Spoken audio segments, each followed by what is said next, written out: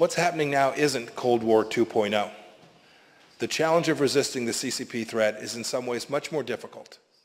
Amerika Tashqi ishlar ministri Pompېيو 12 avgust chiqish jumriyatida so'zlagan so'zda Xitoyning yer shariga so'zilgan iqtisodiy kuchi uni so'g'uq munosabatlar urushi mezgilidagi Sovet ittifoqidan xatarli dushmanga aylantirdi deb ogohlantirgan. U Chex parlamentida so'zga nutqida Xitoy kompartiyasining yolg'onchiligi va haqiqatni oshkorlaganlarni ujuqtirganligi sababli Wuhanda portlagan virus yuqumining yer shariga o'rnini to'ldirib olg'isiz darajada yo'qotish ilib kelganligini ta'kidlagan. Deeply inconsistent with each of our values. The CCP lies. It makes those who tell the truth disappear.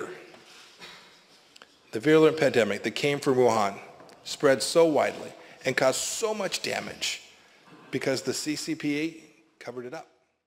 O Xitoy kompartiyasining Xitoy fuqarolariga ilib kelgan ziyonkashliklarini tilga olib, yana bunday degan. Hong Kongda yuz bergan fojialar Xitoyning Hong Kongliklarning erkinligini muddatdan burun inkor qilish sababidan kelib chiqdi. Biz Xitoyning o'z territoriyasidan olib chiqib, Iroqdagi janubiy dengizga hukmronlik qilishga urinayotganligini ko'rdik.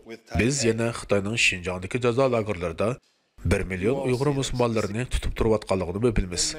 Biz yana Xitoyning mushu asarning yuziga tushgan dog' deb qaralayotgan bu bostirish shirkatlariga, Huawei'ga o'xshash shirkatlarning burun maxfiy soqchilar faqat tushunila ko'ra oladigan yuqori texnikalarni ta'minlab berayotganligini bilamiz. You see it in the detention of 1 million Uyghur Muslims living in internment camps in Xinjiang. This is the human rights stain of the century, sustained by companies like Huawei using technology that secret police could only have dreamed up in times gone by. Pompېيо nutqida Xitoyning sobiq Sovetlar ittifoqidan bu xatarlik tahdid ekanligini eskartib o'tgandan keyin barliq Yevropa davlatlariga chaqiriq qilib bunday degan. No one thought the Berlin Wall would fall.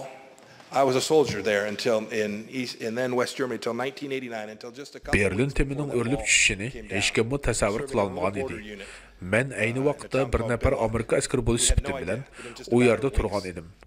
Men taki 1989-yilgacha, ya'ni Berlin temi o'rilishiga faqat bir qancha hafta qolguncha sobiq G'arbiy Germaniyaning Bendelach degan bozorida turishliq Amerika askari qismida xizmat qilgan edim. Biz ayni vaqtda faqatla qisqagina bir necha hafta ichida G'arbiy Germaniya bilan Sharqiy Germaniya fuqarolarining to'saq tomlarini o'rib tashlab, ayrılgılı uzoq bo'lgan oiskilar bilan jam bo'lganligini o'ylab boqmagan edik. Shundaq, erkinlik bu qitimni cho'qim g'alaba qiladi.